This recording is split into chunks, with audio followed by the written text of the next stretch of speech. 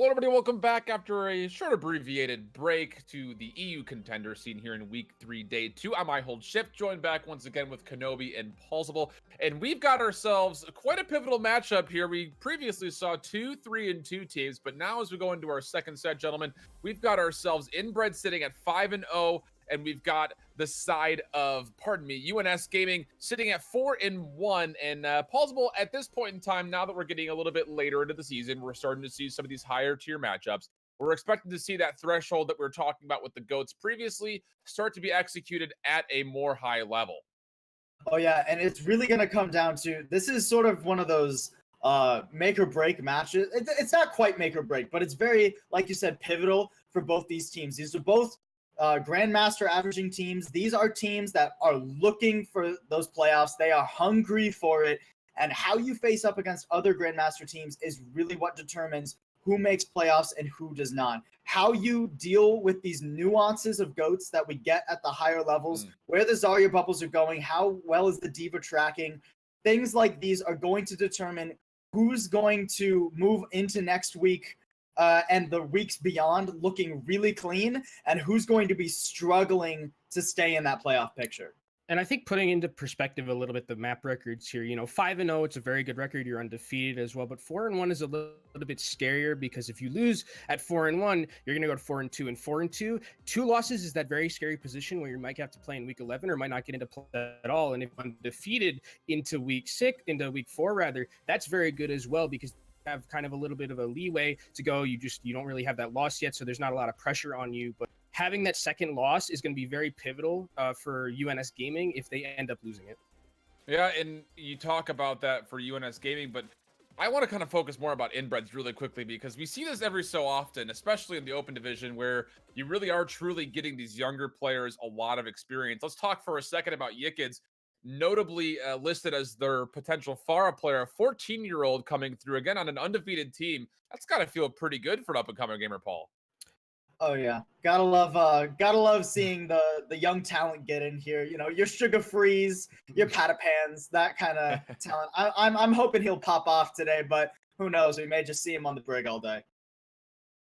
Well, I mean, if someone's got to hold down that role, I don't know about you, Kenobi, but that's typically me when I play ranked. Like, okay, we need a Brigitte, just let Shift do it. I don't know about you. And I mean, with the nerfs that Brigitte has had, even, or nerfs, quote unquote, some people say that it's kind of a buff to her Inspire, but she does have the shield bash damage, which is getting knocked down. But in high ranked play, it doesn't matter that much. As long as you're getting a stun and the Discord orb is falling, you're going to probably blow up that target anyways. So if we are going to be seeing the Brigitte, it's still going to be, having a lot of value. You have 20 more healing with Inspire. That's a lot. That's probably saving most of your teammates. Your Zenyatta's can't get one shot anymore, so someone does have to do it. We see for Meta Athena, who are you is just playing Brigitte because that's just how good that hero is. So if they're going to be playing this more GOAT-centric comps, I expect him to probably stay on that Brigitte, but maybe they'll mix it up. Pharah does have her spot in the meta. You can play her on certain maps, Numbani, you can play her on defense or on offense as well. You can play her on Nepal sometimes, so it could happen, but I think GOATs is still a very good composition. And with that Brigitte change, Paul, I just wanted to hit really quickly. I mean, we talked about this in the last game, but that frontline versus frontline matchup, that Reinhardt versus Reinhardt becomes that much more pivotal because you don't have that guaranteed shield bash to go through the particle barrier that Reinhardt puts up. Absolutely. With the Brig nerfs coming in, we talk about GOATs. I mentioned this last series as a composition that's really good at enabling the main tank. Well, the Brig changes are very bittersweet, right? Because it's harder for a Brigitte to enable their main tank now, but your own main tank doesn't have to deal with the pressure from the other team's Brig now, right? So it's a slightly different style of main play. You can't guarantee those Earth Shatters from the Reinhardt anymore with the Brig stun. So it really does come down more to a skill matchup at these higher levels. Who can land those shatters, who can trick the other Reinhardt into suboptimal positionings, who can bait them out and get those charge picks. So the main tank matchup, pivotal as always. So while I do agree that you can, it's not as easy, it's not an easy bait combo anymore with the Brigitte where you can just shield bash through shield. You can still walk through the particle barrier, right? So really now what you're going to be looking for is Brigitte to just go into the shield. You can still through the shield and shield bash still, maybe give that Brigitte your bubble and then just get the easy bait combo that way. It's not as easy as, just Sure. just hit the stun right through the shield as first, but there is going to be a nuance to it now, but not that there was before. So I think that's going to be something to look out for too. If they're going to be able to play around the Brigitte, flanking around and bashing the Reinhardt, it's still going to do a ton of damage, and you're still going to have the ability to hit that shatter. It's just a bit riskier now, right? It is, you gotta pick your neck out a little bit more. Again, it's not an easy bait combo anymore. You have to actually think about what you're doing. You have to save some resources to try and get that Brigitte to go through the shield. Yeah, and the risk reward was always kind of there, but yeah, I think you guys hit it on the head, the fact that it's become that much more exponentially more dangerous, but obviously the reward is that much more merited. Now, we were talking previously in the last game, if you missed out, about how Doomfist was one of those characters that could potentially come out previously, most notably, to really kind of break apart this current, 3-3 combination. Now that Doomfist has been changed a little bit, as we go to what looks to be Basan, are there any kind of outlying damage picks or kind of we'll call meta picks to maybe possibly break apart this 3-3, Paul? I'm going to go back to that Pharah we were talking about. I feel like Pharah and sometimes Sombra are honestly the only two. Oh, yeah, Mei, that's a good point as well. Yeah, those three are really the three DPS that can still hold their own if you're playing around them properly, but it's more than just it's not a hard counter, right? You can't just throw a Pharah or a Mei or a Sombra into the game and rely on them to hard counter the GOAT's composition. You need to really understand how to play around those heroes properly. Kenobi, any last heroes that worth mentioning before we jump into I mentioned my Mei. I think Mei, especially on like mecha base, is a really good pick. All right, well, it will be Busan first and foremost. We'll go ahead and throw this over to our boys, Bemi and Baby Man Panda. Take it away, friends. Have a good one.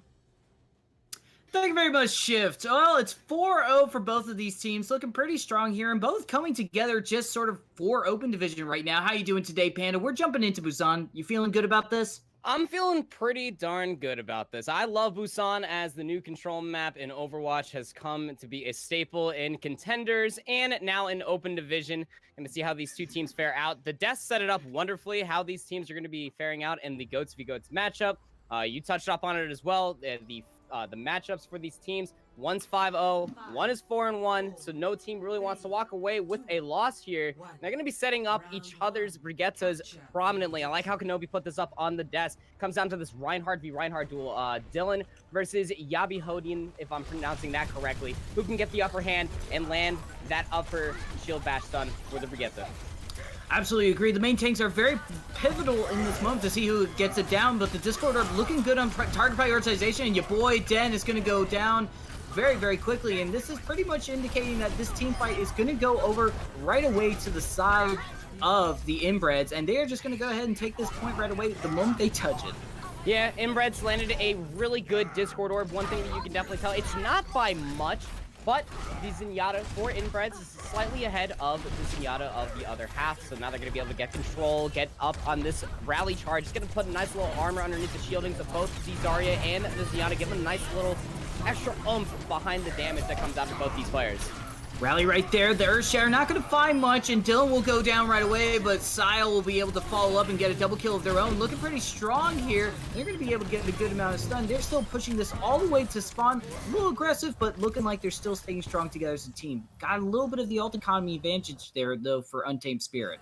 And that's what it's all about, right? Once you do have the initial ultimate economy advantage and the point contention, you can play these cheeky styles. You can see Skyle here on the front line. He is just hanging out with this Graviton Surge. The enemy team of UNS are walking forward. They're probably not going to be expecting this, especially as they're going to be setting themselves up. Fully Torque does have the Transcendence, so they will be prepared to defend themselves. They got eaten! Yeah. Oh, no! Yeah, it got eaten indeed. That is a grab gone, and there's the grab coming in for the other side. Self-destruct sequence. There's the Transcendence, able to save it just in the nick of time. Thanks, praise to Fully Torque, as UNS is able to push on through, but they still need to get this main tank down. Dylan with that heal orb, they're trying to keep this main tank alive. They're falling back, pushing back the point, not going to try to be aggressive. The Sound Bear coming in Pog real quick, nicely done, and they are able to zone it out, able to get Bunny. The shield bash stun is gone for them, and this is looking pretty strong right now for the side of Inbreads, as they are just able to fall back. Nicely done, not giving into the pressure, just sort of giving a little bit of elbow room and letting them come to them. The Sanctuary on Busan can be tricky. You can play your pillars, and that's exactly what Inbreads did. They played their spacing and the map geometry perfectly around the ultimates that they still had left through chalking up sound barrier and the armor that Yikids ended up supplementing at the end of that team fight. They're setting themselves up for a last team fight scenario, 97%. And now UNS, they have to speed onto the point. Oh, UNS has to speed on the point. They will make it a lot easier with that grab. We'll see if they're able to follow up. The self-destruct sequence not to come in thanks to the power of Nick. Is it going to allow them to keep them alive for a little bit longer? Transcendence in response, though, coming in from Torque. Self-destruct sequence able to get the D-Mech onto Endurio, and they will be able to finally switch over the point. No 0 to 100 real quick. And that's one of the things in this matchup that you have to be aware of. When that speed boost comes through from your Lucio and the entire Goats just runs towards you, you have to be prepared for that. And Inbreads, they weren't necessarily all too in the right position to deal with that that Graviton Surge that came out at the beginning of that fight from Dennis, catching everybody on the wall, and then they had to kind of sporadically volley back onto the point. Didn't have the man advantage at the end of that. They will have the ult advantage, though. Dylan has been a standout with these shatters. Has to do it once more with the armor coming through the Brigitte once again.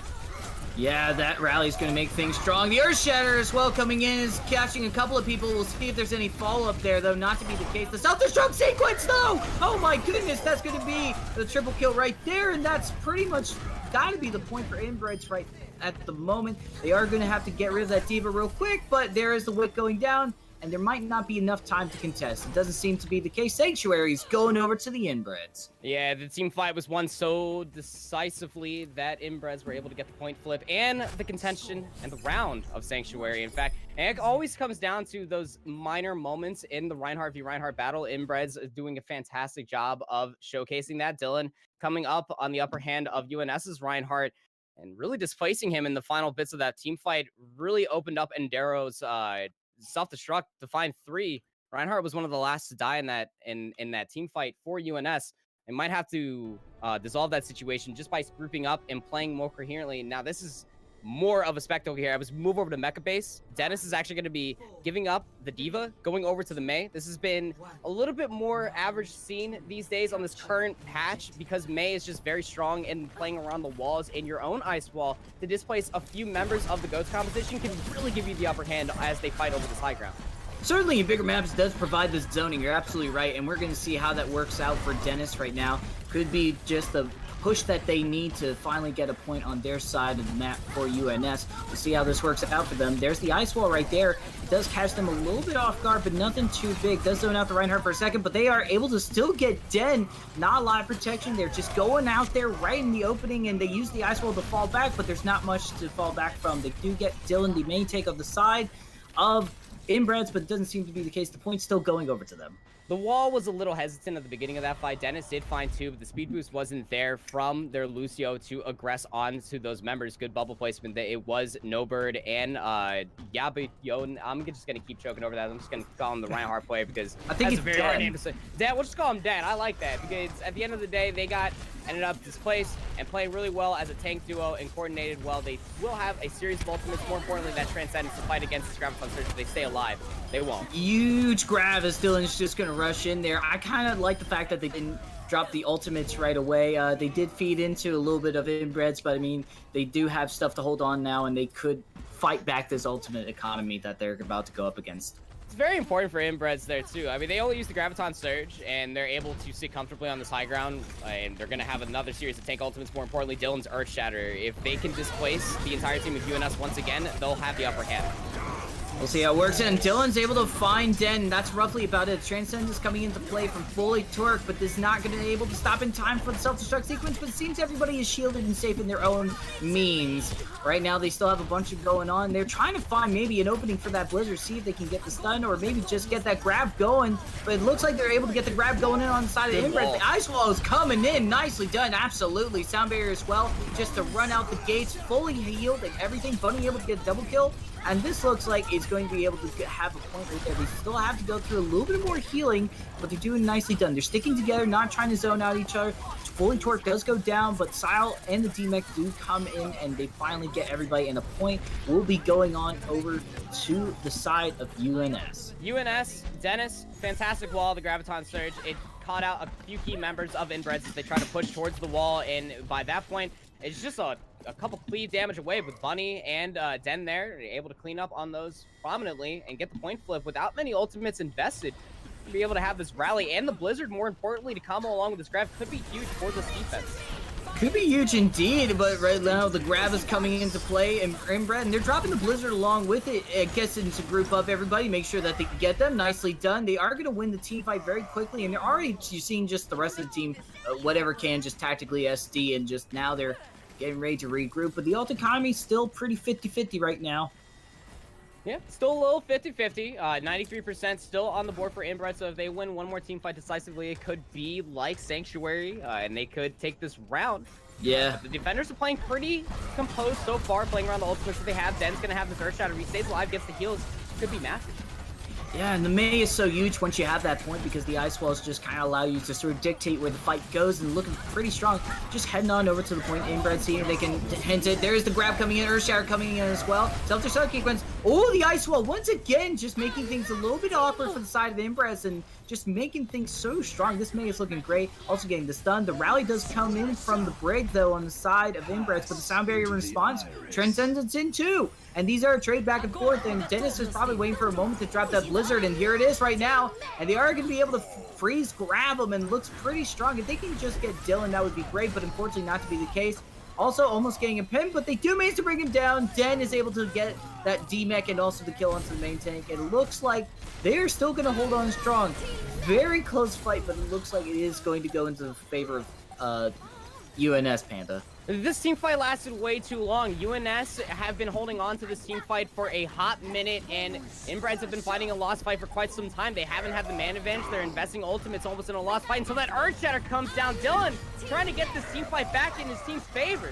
Ooh, and the Earth Shatter's not going to go down on the side of Den. It just, unfortunately, just didn't happen to come in the nick of time, and now looks like Inbreds are just going to have a hard time. The Earth Shatter response not going to be great. Huge grab, but there's the Ice Wall. Are they going to be able to follow up, though? They do manage to get Bunny, but it's not going to be much. Enderio is going to be getting D-Mech, and Sile goes down. They are just trickling in, but it's one by one. There's not much of the team left. It is finally going to be able to regroup. Den is able to get the kill, and it looks like they're dropping the Blizzard just to zone out as much as they can. It is a huge point after all, but the Wick will go down. We do have a game on our hands, Panda. Yeah, we're about to go to downtown to finally see where these two teams fare on Control. And if you're not entertained by these two teams duking it out here on Mecha Base, I don't know what is. That was Are a you very not close entertained? matchup. I mean, at the end of the day, Inbreds, they were still investing so much into a fight when they could have just regrouped. I know it sounds very foreheadish when you just lay it out like that, but that's what it was. They were just continuously throwing each other in. They didn't see how much control meter was over on the side of UNS, and they could have just regrouped with the ultimates that they had. Dylan found 3 with the Earthshatter, but there was no follow-up. Very true. And then Sile found 3 with the Graviton Surge, almost 4 actually on the wall. It was a great Graviton, but there was no follow-up. The entire team of UNS played so composed. The supports, Lylor and Foley Torque, hand in hand, using the Sound Barrier and the Transcendence one after another to keep the team alive. And in the upper hand of the man advantage warfare was a big play. As we go to downtown, the matchup stays the same. Goats be goats all day. Goats be goats all day, and Den's back onto the Zarya as opposed to the Mei, and we'll see how this works out for them. The team fight just going in, and Den goes down right away. That's something that just like Inbreds have been consistent about every time. It's just making sure that they get this main tank, the target prioritization, very, very strong, and they will go ahead and take this point right away. And this is what we saw every time, is just them able to get this point very, very early by getting the Reinhardt. A little bit of a different play there. What's most important is how the Zarya's played out there. Dennis came in there playing a little bit too aggressively, threw the barrier on to Den a little bit too early, while Sile waited for Dylan to press forward and use the projected barrier not only for charge, but to keep his Reinhardt alive mid-push, and that gives him the upper hand and the control point. So a lot of upper hand advantage right now, and we'll see how this works out for them. Sile does go down. Dennis is able to find a good opening, and there it is. Dylan, the pressure going now, right now, and this, they just charge right on through. Just sort of just a good rally, and allowing them to have that health just allows them to switch over the point. They are getting this point earlier and earlier, Panda. Yeah, good decisive fight there underneath the armor that Bunny was providing. Speed boost coming through from Lylor, and good vanilla Overwatch because they didn't really invest anything besides the rally. Good initiation once they found the pick. Dennis has a good bunch of charge there on that Zarya, so he's going to have the Graviton Surge, and they have the Transcendence to fare against Sile once he has it. So Dylan with his Earthshatter walking forward gets immediately blocked, and now Inbreads looks for their next hope. And yeah, what is their opening right now? It's maybe Sile dropping in that grab, but they gotta be careful because Nober could easily just eat this, or just any ult could respond to it very quickly. They could bait out fully Torque's Transcendence and make sure that it's protected. They could drop the rally right now. There's the grab coming in off the high ground and coming in right now. That's super strong. Self-destruct sequence coming in back and forth. They managed to get Dylan, and that's very unfortunate for the side of Inbreads. They are able to take the main tank out, and there's a huge Earth Shatter as well. Looking great for the side of UNS as they are able to take him out one by one and holding on to this point. Dropped a couple of ults, but managed to charge up quite a few, and they're still keeping this pretty respectable right now. Yeah, and that's that composed play that we started seeing at the I guess the tail end of Mecha Base from UNS. Yeah. The support play altogether, fully torqued with a proper Transcendence there. It's already 60% to his next one, and all together with the speed boost and the healing aura of the Inspire the Bunny's been providing for the team of UNS, they were able to keep composed and stay on the upper hand of that team fight. As you can see now, Inbreads rushed on the point with a sound barrier. Sound barrier versus Rally. Who goes in? And Rally's coming up right after the sound barrier, but the sound barrier right in response as well is almost mirror for mirror right now, Panda, as they're going back and forth right now, seeing if they can get this main take. Den has been protected really nicely. Target prioritization and protection is really strong. Earth Shatter coming in, not going to be strong, and a great rally in response. Self-destruct sequence coming in, and that Earth Shatter is going to be able to find Dennis, and that's not good. The bubbles were kind of huge, allowing that charge up for the Zarya because they're able to get that long-range DPS attack. The tank will go down the side of UNS as well, and this is looking pretty strong back and forth. The overtime is coming in. At this point, it looks like the point will be flipped over, and this will be another fight the UNS has to go through. They might want to try to stop feeding right now so that way their ults don't get outnumbered. And this is where we see teams really struggle, right? This time on the side of UNS, they were throwing ultimates into a fight where the enemy team were throwing other ultimates. They're at 99%. UNS could have backed off, regrouped with their ultimates, and recontested. Now they find themselves have to get the ultimates back, so that way they can aggress back onto the point. On the other hand, Inbreads stayed in the composed area. Their supports, more or less, they're about to have the Transcendence in the sound barrier. More importantly, Dylan with this Earth Shatter could really set themselves up in a last team fight scenario. Oh my god, yeah, absolutely they can with an Earth Shatter like that. That's so huge. Able to get a kill off the top with that as well. And right now, they're just going to stagger this kill, and this is going to be huge. Okay, what do they need to do right now on UNS to take this back right now, Panda? UNS need to catch them off guard. They need exactly what they did on Sanctuary in that last team fight scenario, is just to speed past the enemy Reinhardt of Dylan and just try to get as much as possible. Sile, on the other hand, will have the Graviton Surge to negate as much as that is possible. If Fully Torque gets a little bit more heals off in the entryway to this point and get the Transcendence off, could be the pivotal moment to set up Nobird's self-destruct to turn the fight back in UNS's favor. Nobird, self-destruct. Can you pull it through for your team? And there's a Transcendence as well. Earth Shatter getting ready. There's a grab. It's pretty huge. Self-destruct even coming in. They take out the tank. Oh my god, it's going to be huge. The double kill is going to be there. And Barrio, oh my goodness, this could be spelling the end of this map of any chance for UNS to take this back. There's Nobird trying their best just to contest it long enough, but the wick will go down, and that is the 2-1 victory right there. Unless it's a best of 5. I don't remember this. No, it's not a best of 5. Don't worry about it. Just making sure. But there we go. That is going to be the 2-1 victory over for the side of Inbreads, turning it back around, Panda. Yeah, and wonderfully done there. Able to get back into that mental capacity that we know and love Overwatch to really push these high-stakes matchups. Don't forget about how high-ranked both of these teams are, really pushing each other to the brink. And that's what you definitely saw there on Control. It's not the most flexible matchup in this day and age, with the most popular composition being GOATs. But, of course, we got to see a lot of versatile play from a multitude of players. Even that Mei coming on a mecha base was a spectacle to see. But Inbreads, at the end of the day, they found the upper hand. And more importantly, they found the more composed play. Like I said, Dylan's Earth Shatter setting that last team fight scenario up on downtown was absolutely huge for Inbreads because they had both support ultimates to play around. UNS, they invested way too many ultimates into a team fight that was already lost, and they could have came back and won it with the ultimates that they had. Yeah. On the other hand, UNS, that Transcendence was just a moment too shy. If that Transcendence came around just a little bit earlier from Fully Torque, probably would have kept the Reinhardt alive, and then he could have shielded off that self-destruct. Probably would have saw a different fight. But as we load into Dorado here, Bemi, things could change because the high ground could dictate how GOATS gets played around. Could see more Winston, could be more Diva. Altogether, could end up seeing some DPS. DPS as well would be a very welcoming change, and I'm already seen some potential change, but all right, let's just talk about this right now. We saw this coming in. All right, if we're going to see goats, which is looking like it's happening from the side of Inbreads, can you go into a little more detail as why is that Reinhardt so important to target or protect? Well, Reinhardt's just so important because he's basically your biggest damage dealer, right? Because you get so up in his face, you just try to cleave as much as possible. Unarmored at 75 per cleave, and that hits in a big radius until your Zarya gets enough charge by way of getting that particle barrier off for the cleanse of your Reinhardt is your second biggest damage dealer. Setting up that Reinhardt, keeping him alive around the payload and where high ground isn't as oriented can definitely set your team up for a greater deal of success, and why we see goats so great to this very day.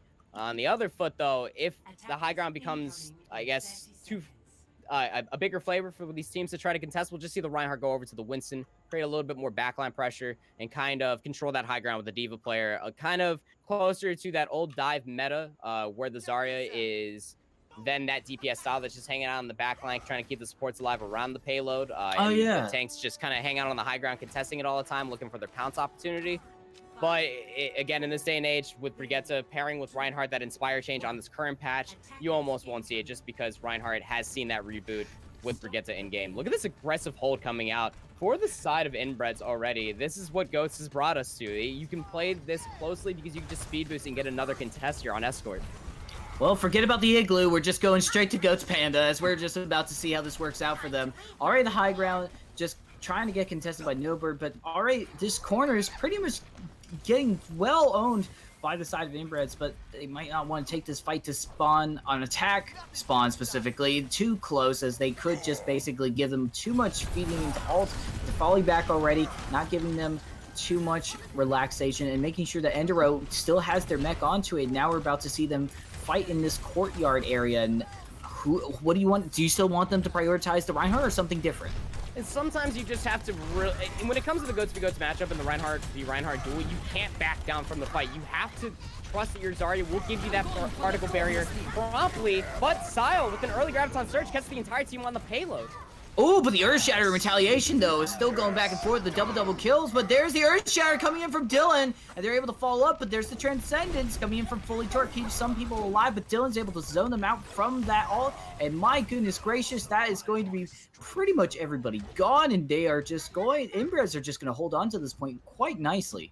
Really composed play. They knew when to back off. There's another good key component of Goats v Goats. When you know when to disengage, if you're down in heals, when you know you need to get back up on the cooldown management. It doesn't always come down to the ult economy. It also comes down to knowing when you do have that amped out ability for your Lucio, or you actually have the shield bash up before you forget it. It comes down to so many different things, and Sal showing us as much charge as he had, getting the upper hand with an early Graviton Surge.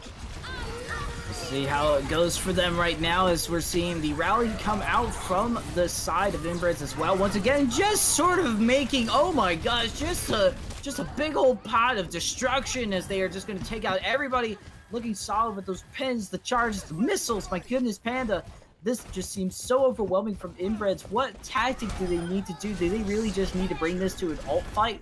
Well, UNS and Inbreads, they kind of turned that into a little cage match down there in the core. That was kind of scary there. He turned into a minor slobberknocker. He turned dirty down there. But yes, they need to play the ultimate game, and that's exactly what they're doing. They have the Graviton Surge. They're about to have the Earthshatter. They're about to have a full 6-pack of ultimates, minus the Transcendence here, so about 5 slowly behind is fully torqued. But they need to find something with these ultimates to capitalize on the payload and find momentum on this Escort map.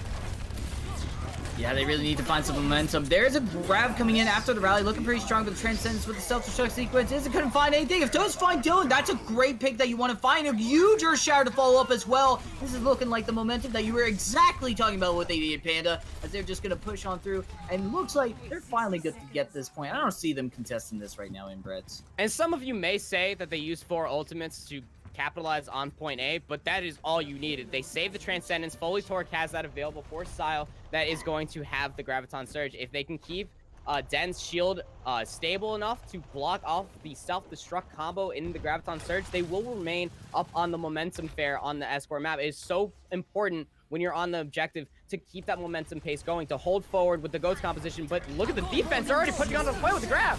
My gosh, with self-destruct sequence sound barrier, interesting call, and they get the double kill, and my goodness gracious, They just really like, this is an interesting tactic. This is just seems like something that they want to use to just kill time on the time bank. What is the thoughts going into this right now, Panda? Well, Inbreads did a fantastic thing. They used the speed boost of Chalky Milk with the sound barrier to initiate the fight, right? And then they just threw the Graviton Surge on the cart where the defense matrix wasn't being held by Bird, and the Transcendence by Fully Torque just never came out. And now the attacking team did the same thing. They used the sound barrier just to aggress, and they find Dylan. It's a good key pick. They need to get this payload moving.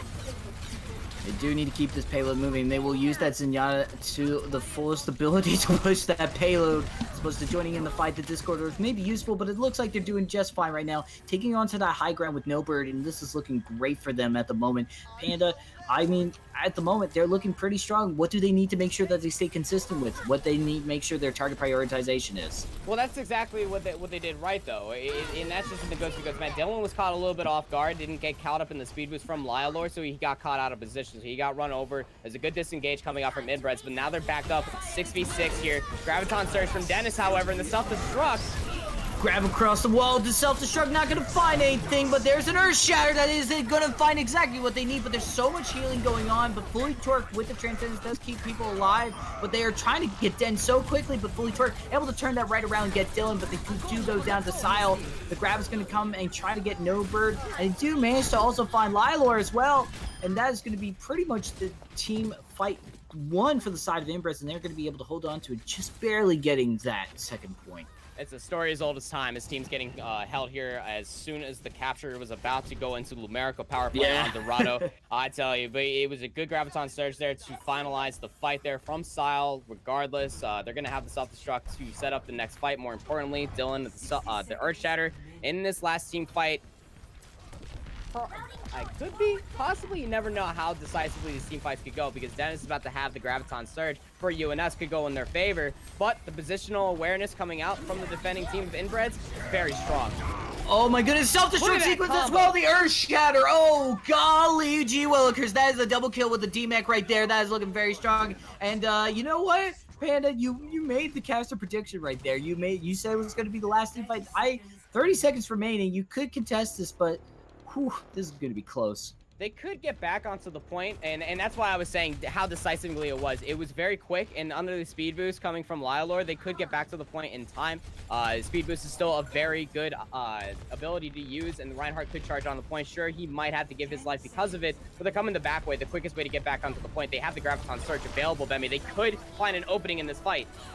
They could potentially do that. They do have a grab that they're dropping right now. Oh my god, that is not good. That is bad news bears right there. Sound barrier coming in as well. Looking like Inbreads looking pretty strong. But the Earth Shatter coming in. Oh my gosh, that is huge. It is coming in right now at your face. And it is just showing nothing but no mercy at all. Nothing but relentless murder there in their eyes. They're trying to find this push to the second point. Get this truck moving. They got to get it to the whatever power plant they need to do.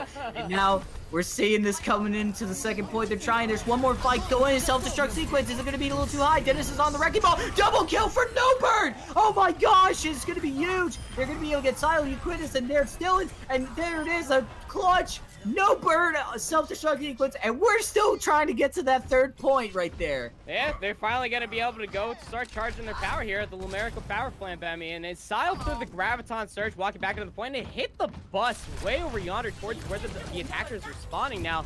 No combo to come out. Nobody was even caught in it from Inbreads. Or from UNS, rather. Now UNS, they have that momentum back in their favor. They have the rally from Bunny, and they're about to have another Earth Shatter from Den. And Dylan, on the other hand, has been lackluster with these shatters so far. Den, on the other hand, has been setting up the team wonderfully. Oh, well, there's an Earth Shatter. Does find Fully Torque, but it's not a big deal, especially with an Earth Shatter like this from coming in from Den.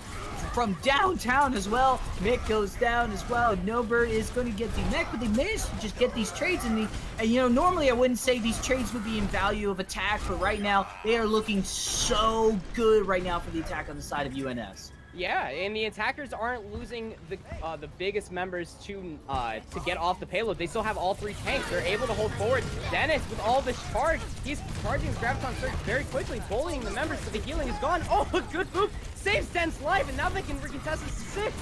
Sound barrier as well. They're going to be able to come in strong. Bunny is coming back, and there's could be shield bashing. They're waiting for them. Dylan almost down. Half life left. They're coming in, still waiting for Half-Life 3. There's the grab. It's coming in. It's huge. It does allow them to zone in. It doesn't get anybody, but it does allow them to have a little bit of safety. There's Shatter in response, though. Both traded in, but the Transcendence comes in. Oh, and the Dennis gets booped back off. They have to make it around back, and they're going to see what they can do, but fully targeting your boy Den is going to go down right away. But there's the sound. Oh my god, these self-destruct sequence coming in, taking out Silent Dylan. Both tanks are down. They still have 4 members left. They're still continuing. They have Noper going in with the sound burst. Sound barrier is able to come into play. Self-destruct team was able to get Lilo, and there's going to be able to Bunny go down. This looks like this is going to be finally the Wick going down in favor for the side of Inbreads. Noper, they're trying their best to contest it, but they get flung off. The Wick will go down, and that was very admirably done. Oh my god, that was still good, Panda. And that's not where you want to overstep your boundaries. Fully Torque stepping a little bit too far to the left of the payload into a very angry German man, and that was Dylan playing the Reinhardt. He cleaved his way and Fully Torqued, as I'm sure you saw, ladies and gentlemen, did get eliminated with his Transcendence. So it was going to be the one ultimate that could have kept the attackers of UNS in that favor, but it was almost there. It's 82.34 meters, and it was almost captured all 3 points on Dorado.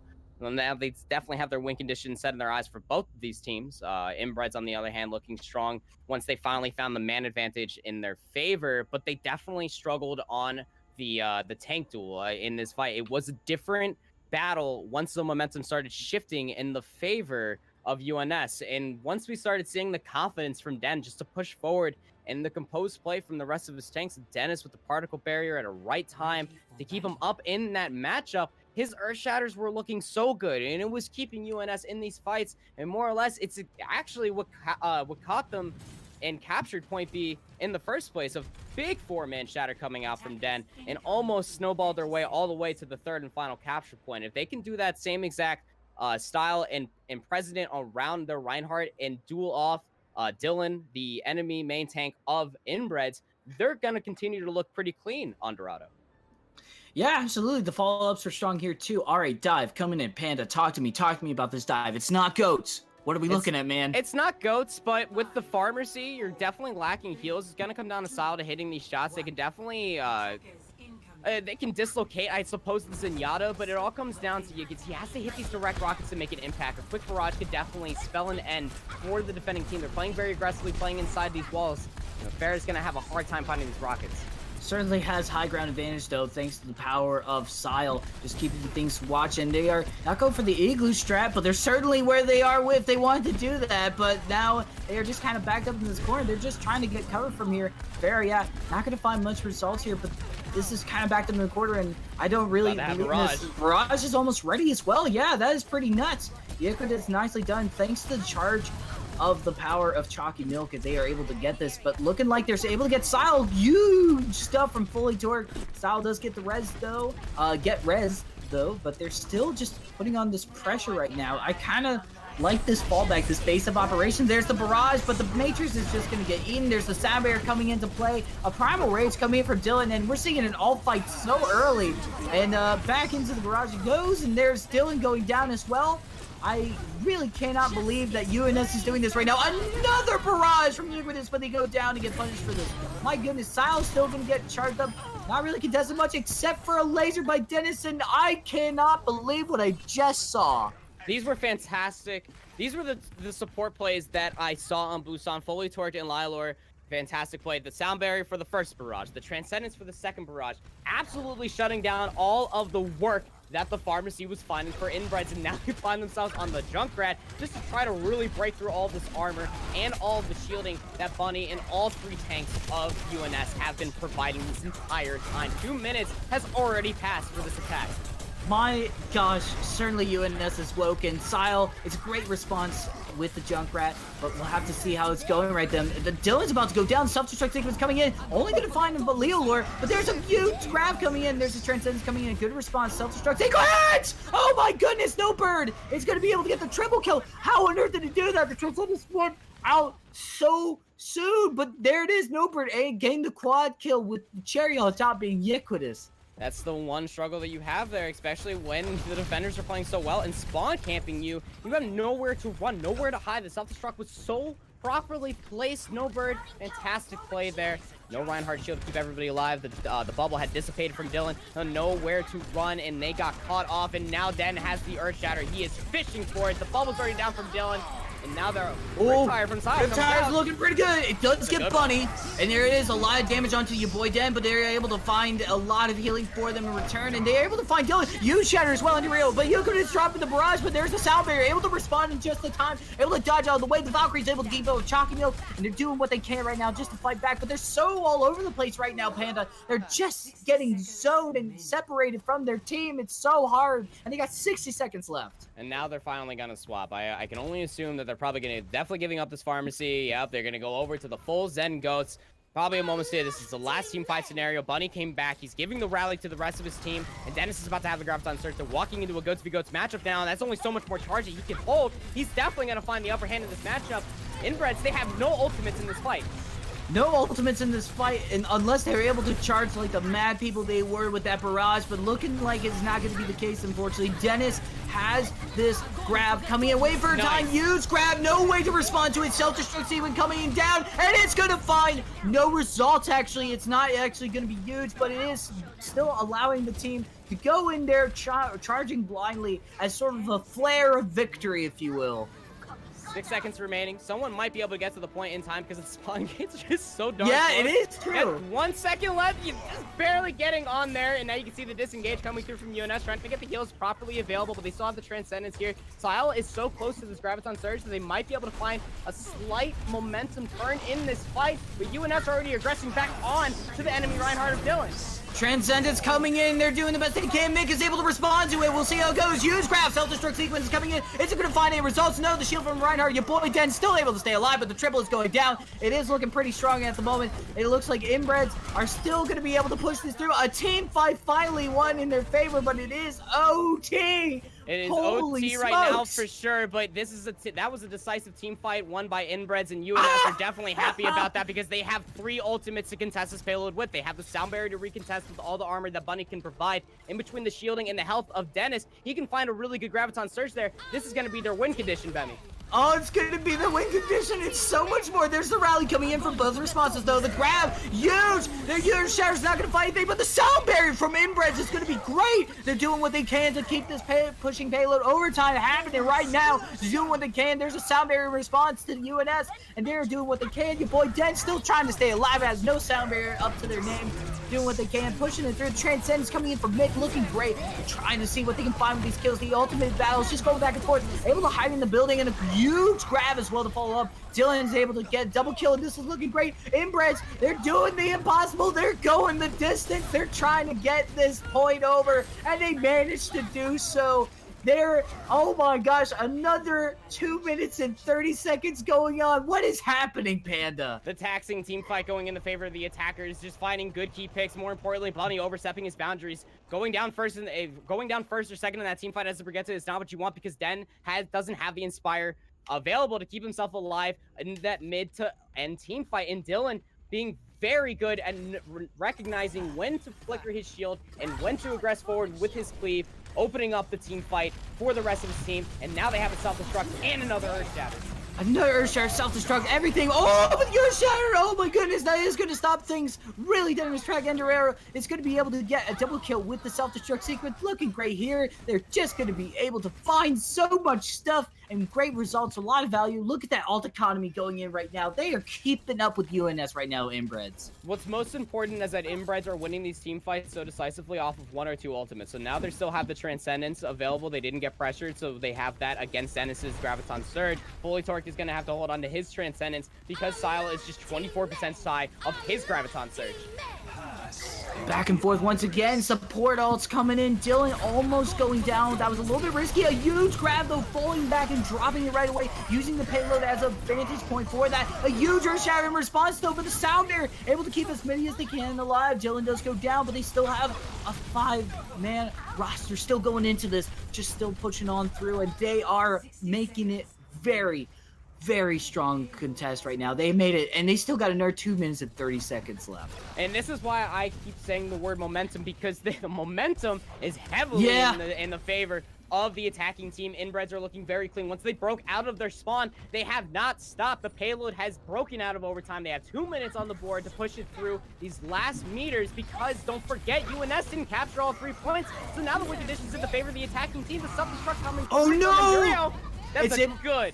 Self-destruct. Trying to find fully torque, and you're right, it is a good self-destruct. There is no chance to charge up that sound there, Transcendence anytime soon. Panda, what do they gotta do? What does UNS gotta do to just stop this momentum? They literally just need to attack this with as many ultimates as they can possibly produce at this point. And Dennis gonna have the Graviton Surge again. Is no win condition set because Mick again charging this Transcendence like a madman, and all the armor that the Vegeta of Inbreads has been producing. It's really hard to find an opening for the defending team. Oh my god! My god! But the grab is going to be huge, and there's a self-destruct sequence that's going to come down in nick of time. A little high, not going to find much results. There's a huge grab coming in from the side of Inbreads. Not going to find much results. Pins coming in from both sides, taking out a couple of supports, but still UNS is in the advantage because they're near spawn. Sound Barrier's going to come in. They took out Dylan, but can they take out Style? They need to be able to just keep on going. They need to stop this momentum, and it looks like they're able to go to such a momentum-based comp. They need to be able to stop this, but it looks like they're just switching back around. The self-destruct sequence is going to be pretty good for the zoning, keeps them on the right side of the payload, and they're just going to use Bunny switching on over to the Doomfist. They're really just trying to stop this in any way they can with 45 seconds remaining. Good stall switch coming out for Bunny. He's actually going to go back to spawn. They're going to go back over to that traditional competition, going to go back over to the Brigitte because this is the last team fight. Mick has the Transcendence yet again. My word. And even though the attacking team is respawning and this is the last team fight for them, Yikins is about to have another rally. So the armor's about to be fully replaced, and Dylan's going to have an Earthshatter. Walking into this next team fight, Den needs to be composed. He needs to not only block this Earthshatter from Dylan, but he needs to find a 3 or 4 himself to win this team fight for the defenders. It's a tall order, but it's not impossible for Den to do this. They have been working their butt off for this, and they are doing what they can at the moment. There is a huge amount of all shatters. Not going to happen, unfortunately. Den does get blocked, but we're seeing how this goes. Dylan gets a lot of pressure. They're taking out a lot of ultimates, but there's the Transcendence, the Earth Shatter coming in, but that's going to be huge. There is going to be the Sound Barrier coming in with the self-destruct sequence. It's right after the Earth Shatter. Is it going to find anything? No, it's a little too high, unfortunately. They're not going to be able to find a result. There is going to be the grab coming in, but their Earth Shatter response. Are you kidding me right now? There's a Sound Barrier happening right now. It's OT. It's all over again. It's Deja Vu, Panda. I can't believe this at the moment. Dylan and Dorero, it's going to go down to D-Mech. This could be where UNS stops it. Sal goes down. They unfortunately kill themselves in the process of trying to save this point. Ubiquitous is going to be stopped by Torque, but they get traded in by Chalky Milk. The self-destruct sequence is happening right now. It goes off. It does find Dennis. They're still pushing this through. It's 3v2 person rosters going in. I can't believe it. The Divas are staying strong. And Guerrero, it's bumper cars all over again. My God, the self-destruct sequence not finding anything, but Nober's still staying alive. That's in crucial time. They're able to come back from this. UNS is looking like they're finally going to be able to stop this, and they do manage to do it. Oh my gosh, through a thread in the needle, UNS is going to be able to keep this alive. Through defenders' favor. Defenders' favor, almost like a very thin rock skipping on a lake. We have ourselves a series. UNS find themselves a victory, and they find themselves winning in that very final moment.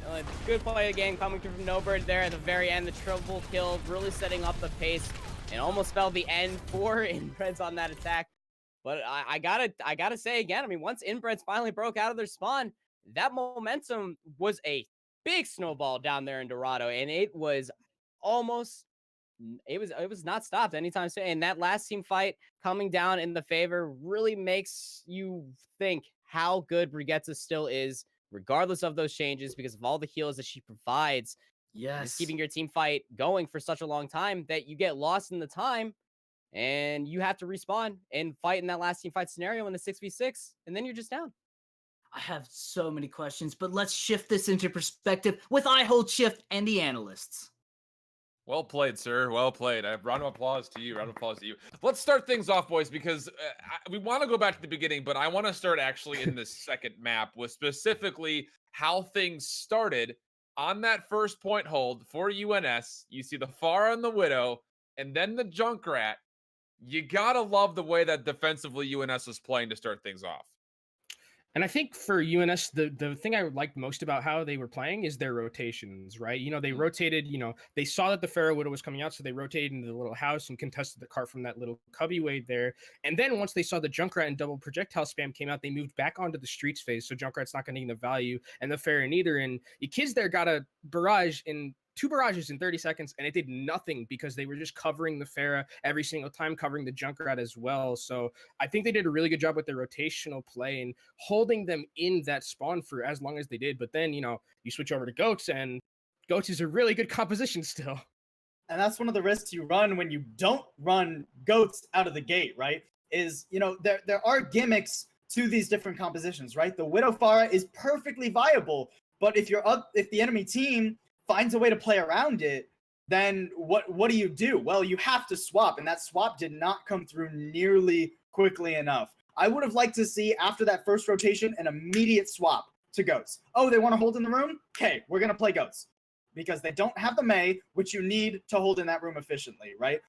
They stayed, they tried to get some value out of some ultimates that didn't really go off at the same time, didn't coordinate very well.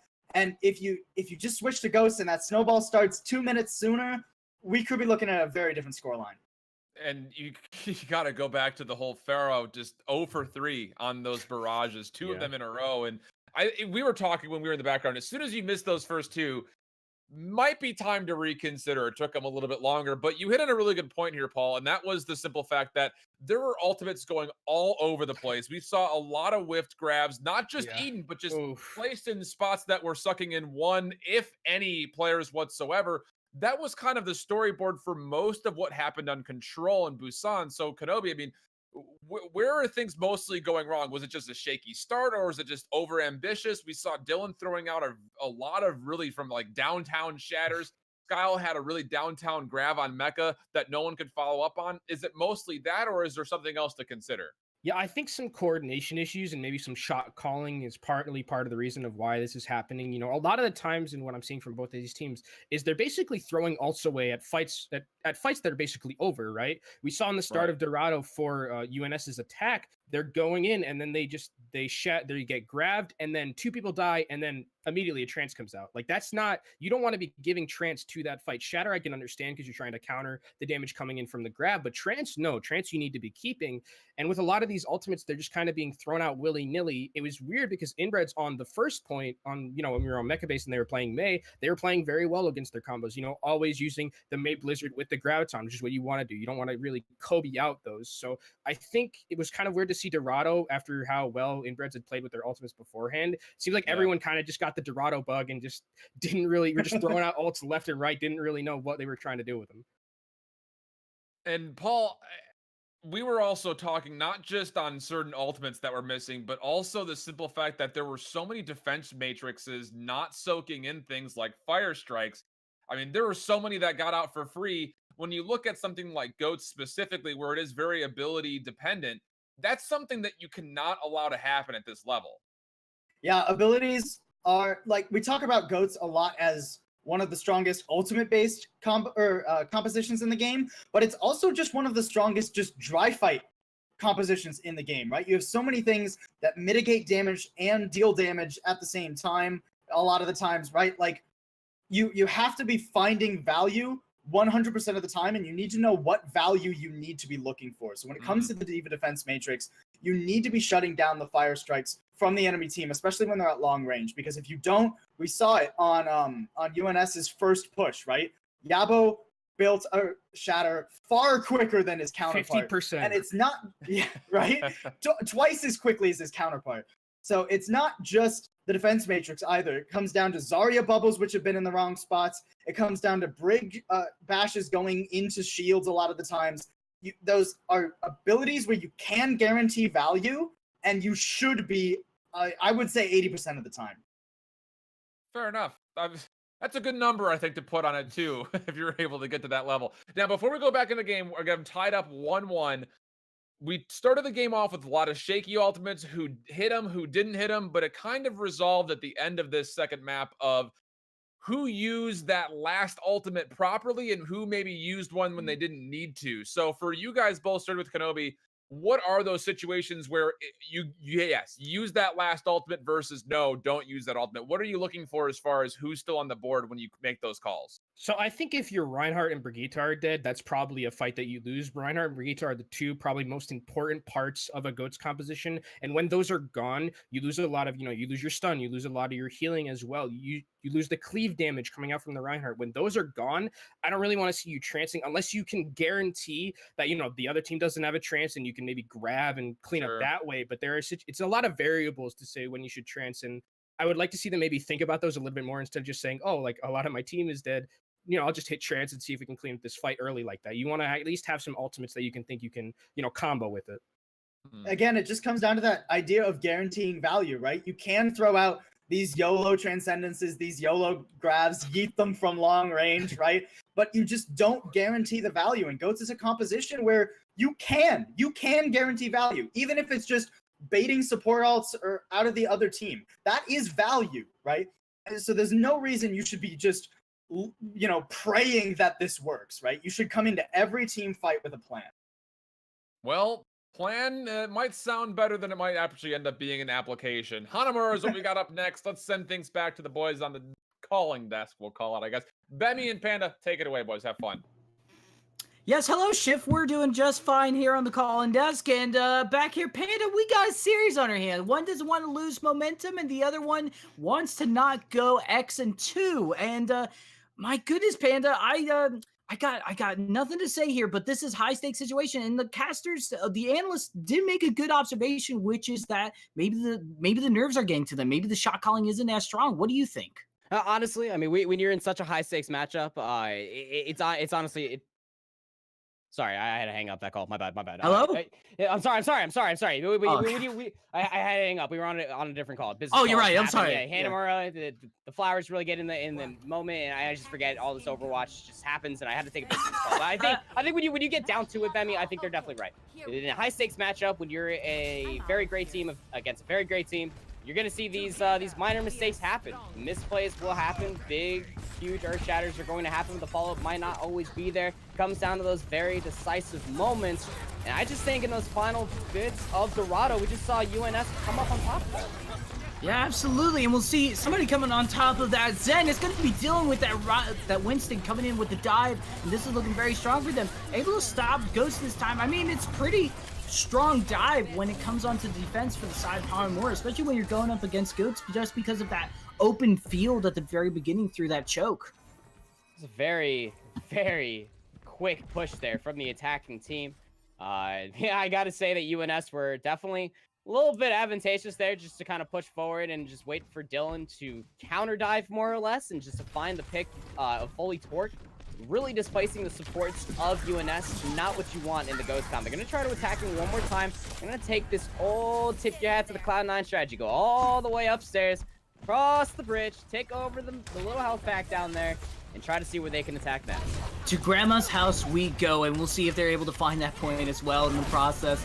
Pushing right on through that dive. Still not going to get overwhelmed. Mick is getting stopped right there in this dive. This Goats composition is just finding a little bit of a hard time finding the opening. It kind of seems like they're just playing Ghosts to play Ghosts because it's optimally. I don't necessarily see what the target prioritization is going in here. They're not really focusing on Dylan or trying to demech the D.Va. There's a couple of questions that are going through my head right now about this right now. Well, it's still Goats v Goats at the end of the day, but it's Monkey Goats versus the tried and true Reinhardt. Well, that's Goats. true, yes. And what the Monkey Goats does in part to the Reinhardt is that you're able to separate the Zenyatta, you're able to break away the aura of the Lucio, and you're able to just really disrupt the entire backline as they're just trying to speed boost. Once the aura comes through and the amp comes through, there's not a whole lot you can speed boost away from. And now the ult economy heavily being of the defender's favors, you can see right there, Graviton Surge, Self-Destruct coming through prominently. Dylan will have another Primal Rage Bemi, and the attackers, they're going to have to play that ult economy game that we saw there on Dorado to find this momentum in their favor. They're going to have the Graviton Surge and their Earth Shatter from Hiden. So if they're find the opening to shatter maybe 2 or 3 picks, it could definitely swing in their favor to capitalize on point A. Very true, and hopefully we'll see some kind of sort of swing in momentum right now for the side of UNS. I would hate to see them get stopped here, and there's a good grab. That could be the opening that they need. Self-destruct sequence could be big. Not going to find anything. Transcendence helping out real quick here. Fully torqued, just going down very quickly, and UNS, I mean, honestly, they're holding on to these ults for a really long time. They should... Do you think there should be any switches? 60 seconds remaining. 60 seconds remaining, and no, if there were any swaps, they would have been doing the fancy DPS or the crazy somber fixer on the first, and they would just end up going goats, which they're already on. Or that one weird Symmetra thing. Yeah, that one strange Symmetra Bastion thing that we see some teams do, but again, the ult economy now in their favor with the rally from Bunny. If he pops this early enough, it's setting up Den with this Earth Shatter, could find an opening yet again, but they're in the last teamfight scenario. 30 seconds left for UNS to find point A of Hanamura. Yeah, 5 seconds left. Well, 25 seconds left. We'll see if they're going to be able to find anything. UNS needs to just rush in right there, right now. They've been holding on to these ults for a very long time as well, which is kind of a bit concerning. Not knowing when to drop these ults right away, as opposed to just throwing them like they were in Dorado. Not throwing them in the state of throwing, but in the way that they were just doing it very quickly. They're doing it right now. They're throwing the Earth Showers. It's pretty huge, but Sound Barrier retaliation. Euclidus does go down. That is something good for the team fight, but Primal Rage comes in, good zoning as well. The self-destruct sequence can be used. They do manage to get Enduro before they can get D-Mech, but they do manage to find your boy dead, and that is going to be unfortunate for them. And Dylan does go down. UNS looking very promising, but the Transcendence comes in and allows the contesting to happen, and they might even just as well just try to regroup here and fight this. There is a grab coming in, though. That's pretty huge, and they're dropping everything right now. They're trying to stop this as quick as they can.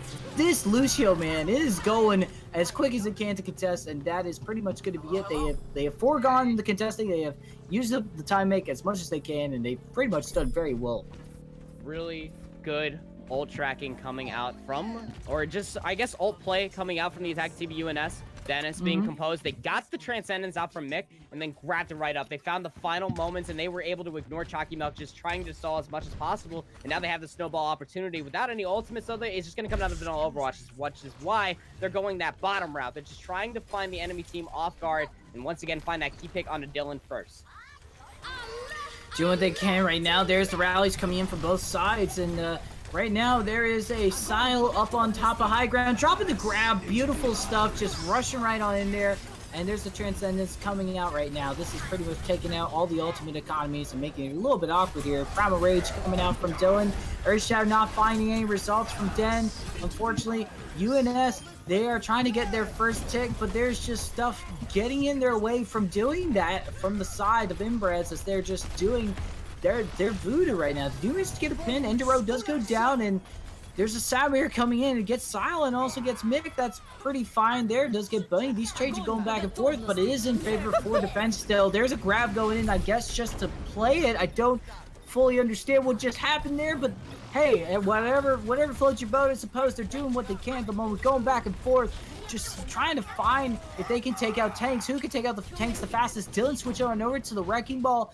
It seems like it's working out pretty much in their favor. I don't know how they did that, but they managed to at least get a tick. Yeah, it's gonna be I guess regroup coming out from the attacking team UNS. Gonna wish that they had that Graviton Surge back in their pocket, but not this time around. Sile's gonna have the Graviton Surge, setting themselves up for that last defense. Once they got a time, could get them this point B overall, but it's not what you want to see. You want to see them continuously sticking together. Dylan, with that Primal Rage at the beginning of that team fight, did a good job of displacing a few members and stopped the Earth Shatter from Hiden, but they were still regrouped, so they were still able to find value, which is why you saw the 50% accrued for UNS here as they look to go under once again, this time with Bunny's rally.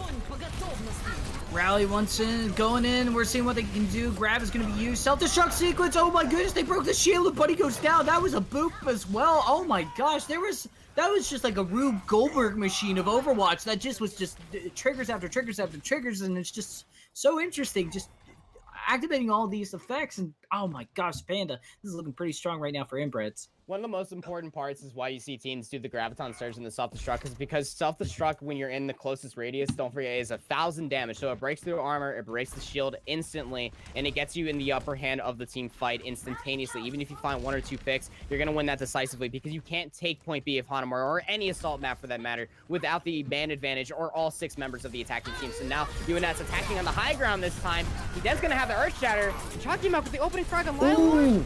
Well, I mean, there is going to be the Earthshatter coming in from the side of your boy Dead, and that's going to look fine for them. But the Transcendence coming in from back and forth, it's almost like fighting yourself. They're just responding with the same ults. Dylan is the only difference. They could drop the Primal Rage right now if they wanted to stop the 60-second charge, or they might be holding on to it for the last push. Sound Barrier coming in from both sides, trying to do what they can, but I feel like at this point, they should fall back and regroup. They're just making it a little bit more difficult on themselves. Yeah, and that comes down to yet again they found themselves down in the opening team fight, and they were still investing ultimates in a lost team fight. You needed Lylor to stay alive because he had the sound barrier. It came in that final moment, and since that last tick that was taken from UNS, they really haven't found much light because they haven't had the man advantage. Dylan still on this Winston, displacing and disrupting the entire team of the GOATS composition the UNS are providing, that they can't really find an upper hand in these team fights. They're going to try to go under once again. This time around, Dylan has the Primal Rage, so they're going to really be down in this next team fight. If they can even touch, they barely get on. They do barely get on. They're trying their best, and they're kind of a little all over the place. But Fully Torque able to find Dylan. That's going to be good if they can still work up on that. If they can build up a set of operations at this point, they could probably get the second tick at the very least. The third will be a little bit hard. They drop the grab. Layler will go down. Mick able to find the Diva. Ooh, this is pretty huge. And also, the Transcendence is huge, allowing the team to just sort of set up wherever they like. And this is looking great. The Transcendence will come in, grab, but no response at all. And the Wick will go down, and they will only be able to get one tick here on the side of UNS. But hey, that was very admirable from being in the situation of going into OT at the first point. Yeah, they're still able to set themselves up with a win condition, at least on that. I mean, we said that for Dorado, too. They didn't cap all 3 points on Dorado. They still won that. So, I mean, hey, UNS, you still got to. Sometimes they work better under pressure, you know? They got the candlelight there on point B at Hanamore. I believe they had the win condition set. They have proved it to us before in the previous map, so I want to see it once again. This time around, though, Inbreads, they're really firing off on all cylinders. More importantly, Dylan on that Winston. Point B was different than point A because he was really like king of the jungle there. He was. I mean, he was able just to contest the high ground, be around everywhere, had the jump cooldown, so he was just falling on the enemy team of UNS as they were just walking into the low ground of all places, that if Dylan felt the pressure, he could just jump out. Sure, it was a good shield bash, and they fragged him when he had the Primal Rage in that final moment, but it didn't matter. They never fully dealt with all the other members of Inbreads, and they had a plethora of ultimates to play around with through the entirety of that fight because UNS took such a long time to accrue as little percentage as they did throughout the attack that they just did for us. And they never really gained an upper hand on the ult economy. Fully Torqued with that Transcendence at the end of it, by the way, also got booped off, and he never found his way back up to keep his team alive. Could have been a little bit of a different at the end, but we never saw a full 6v6 on point B from UNS. But here on point B, when they're setting themselves up, it's kind of going all the way back to Busan. Mecha base. Dennis, gonna be on the Mei, looking for the key wall. And see if they're going to be able to speed boost on it here. Or not necessarily speed boost, because Lylor's on the Ana with the Zenyatta. Big burst damage. Can really shut down GOATS. The Biotic Grenade anti-ing one member and disrupting them and displacing them could be the matchup. Now, on the other hand, though, Inbred sees the matchup that they have. Go back to spawn. Swap immediately over to the Monkey Goats. Ooh, yeah. And, well, let's see if the zoning works out. I mean, this was great that they grabbed information. Didn't even need a Sombra for it. Icewall's still going to come in because only the Winston can jump over a large tower of ice, as they are just going to go rushing through, trying to meet up with their Winston. Dylan's still staying alive, though. That's very impressive. Stun coming in, but they do manage to get Bunny, and this is looking great for the side of Inbreads as they're pushing on through. A little bit back and forth going on right now, but oh my gosh, Dennis able to get Ghost down, and Dario looking strong here, and this is looking like a first point is going to go right away over to them. And this was good high IQ plays coming in from Inbreads.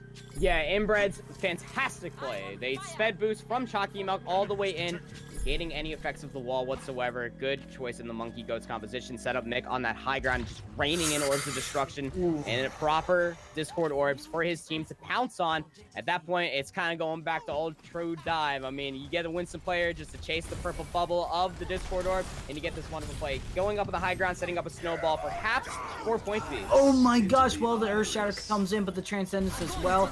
Potentially, this could be the point B. Oh no, the grab! You're right, always waiting for that grab to show up, and it just turns out a dang Diva just came into play and got the grab. Silly Diva.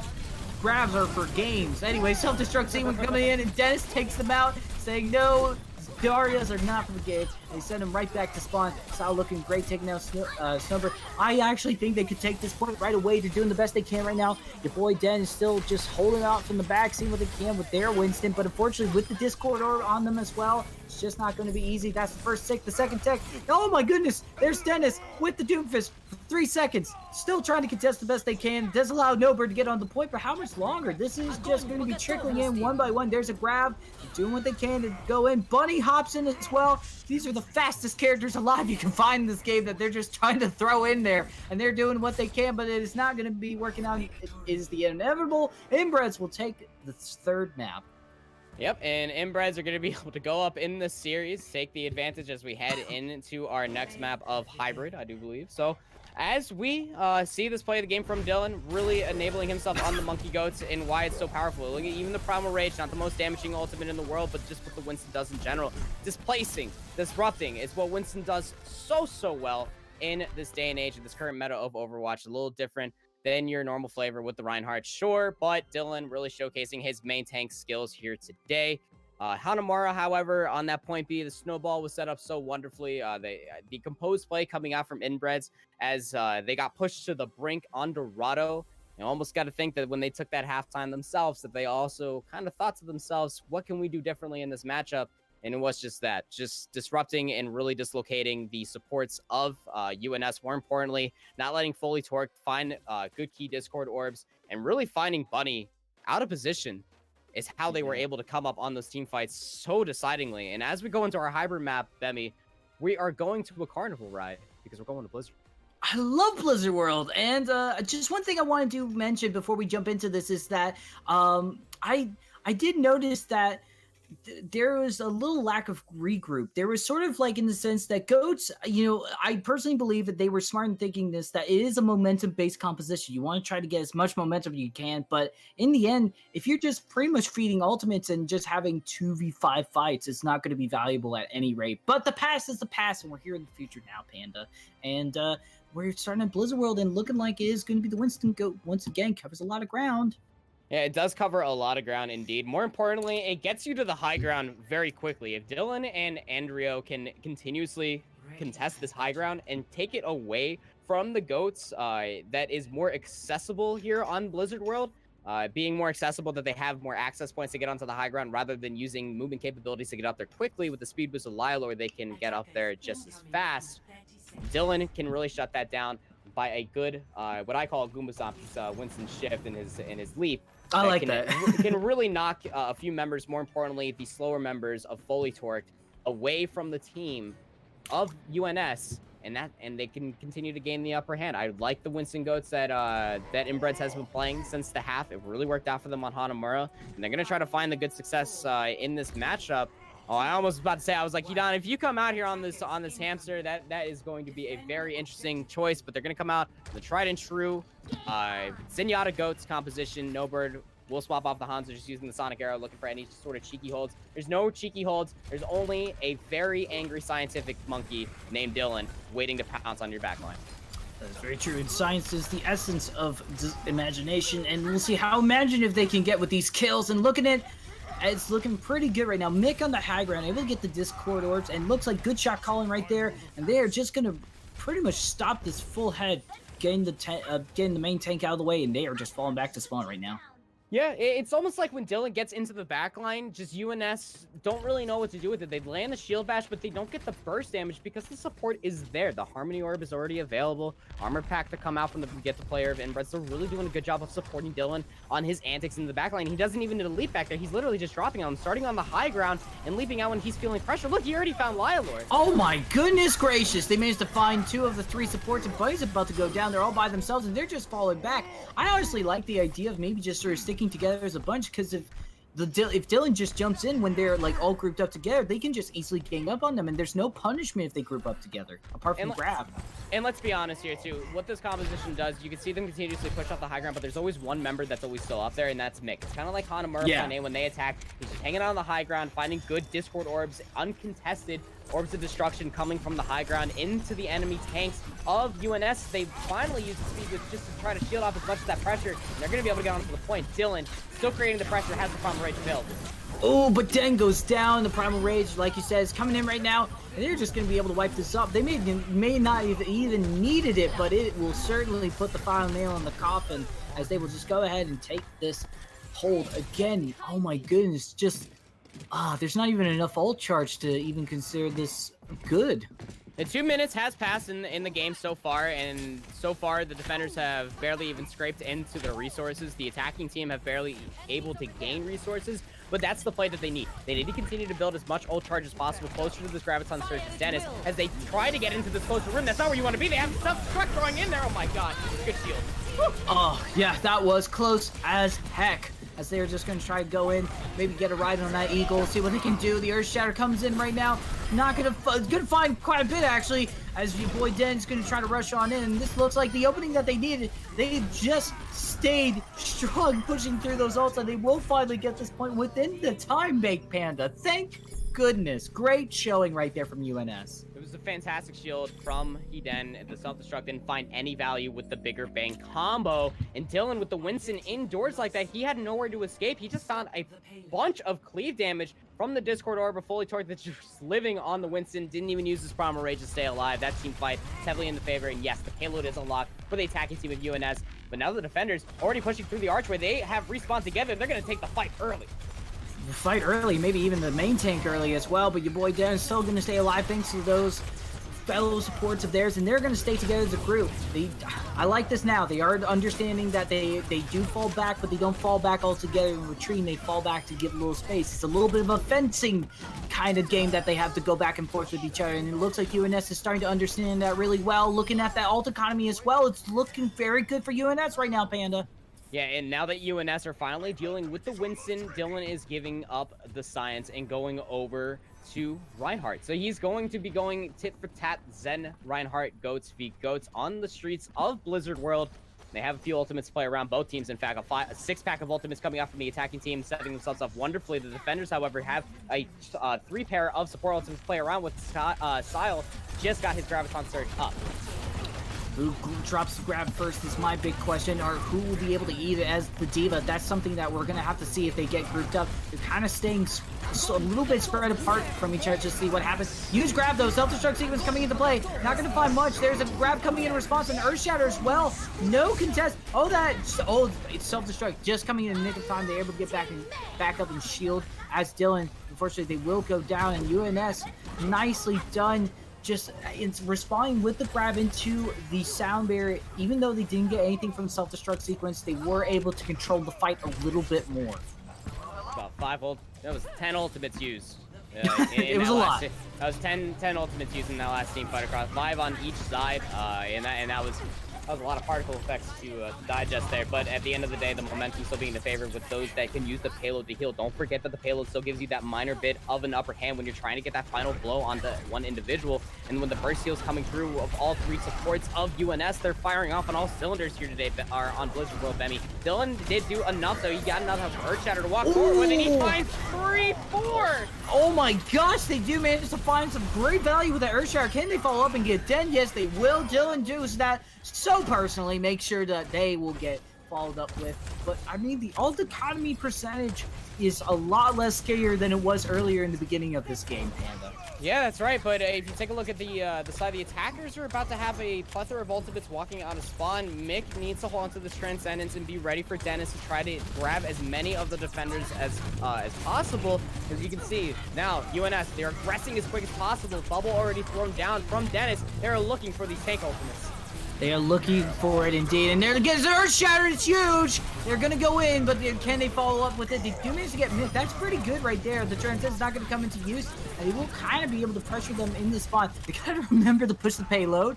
They go back to it. The Diva contesting it real quick, so that does allow the team to sort of regroup, and now they have to re-engage a team fight all over again. But I mean, good target prioritization going on right now for UNS. Yeah, and that stall just gives up for the rest of the space that they didn't capitalize while moving the payload in the middle of that team fight. The rally coming through from Bunny, and they have the Graviton Surge still left from Dennis. Mick did use the Transcendence in that last fight. And Sile with their early Graviton Surge gonna find Dennis out in the open.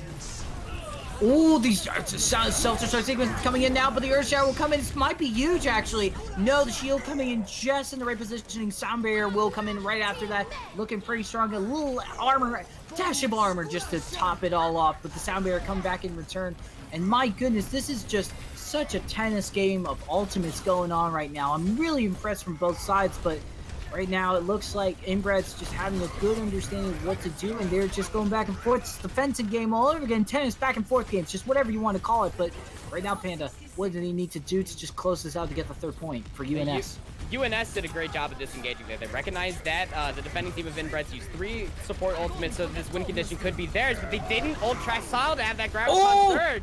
But the Earthshatter coming in right now, it does manage to stop Dylan before they can charge anything and get an easy pin. Fully Torque almost getting down. There's the Earthshatter. It's huge. Can they follow up, though? Oh, my gosh. The way it's positioned is so big, and they will be able to stop this. 30 seconds remaining.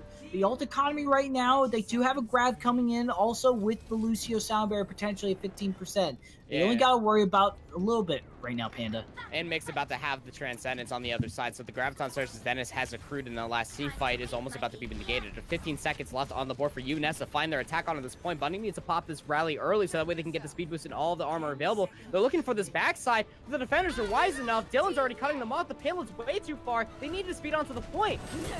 Oh, thank goodness they dash onto the point, but there's a self-destruct sequence coming in. A grab dropped in the back. The Transcendence is going to be coming in. They're holding onto that sound barrier. Hopefully, Lilar is able to get it 2% away, and they managed to get it right now. They seem to drop it. No patience at all. Dropping the Earthshatter. Huge. They're able to find Dylan and Sile as well. They push on through, but they still have a bit of a ways to go right now, Panda. Yeah, that was kind of like UNS just being like, all right, Dylan, you like playing Winston? Well, we're all Winston now. And just all push into the backline of Inbreads. Find the upper hand. Oh my gosh, they did it. Overtime respawns.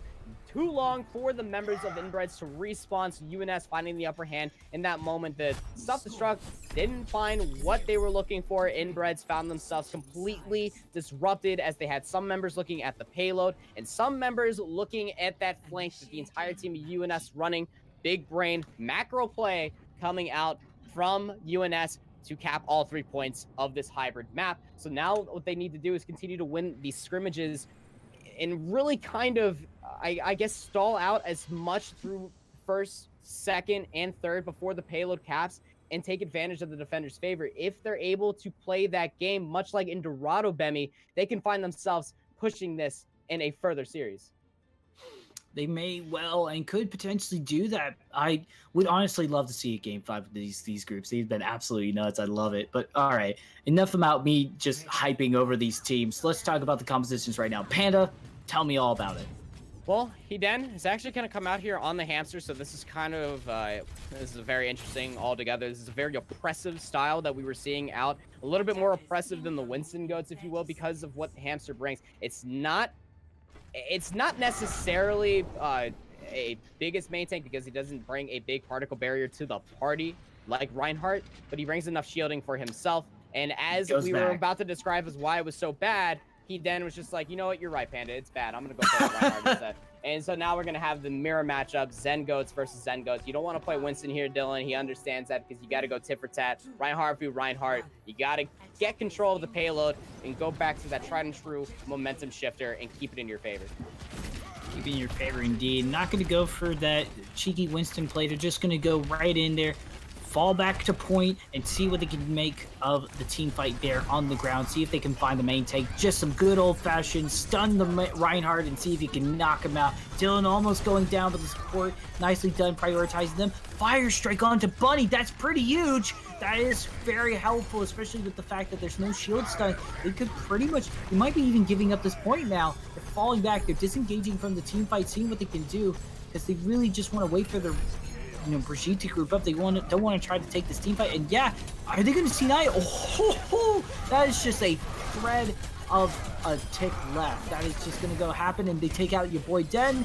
And that was a very interesting disengage. And now they kind of just given so much time on the time bank now to Inbreads. It was a really good disengage and a very questionable re-engage coming out from the defending team. UNS, more importantly, Bunny, their Brigitte player, was just moments behind. They could have just given up the payload and contested Archway as 6 without giving up all that ultimate charge for the attacking team. And look how aggressive the attackers are able to hold now because of all the space that they just gave UNS.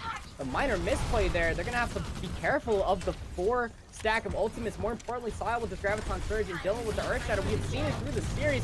They've been consistent. absolutely consistent. These ults have been amazing. There's the Earthshatter right there. That's pretty good, but the Transcend is able to respond into it.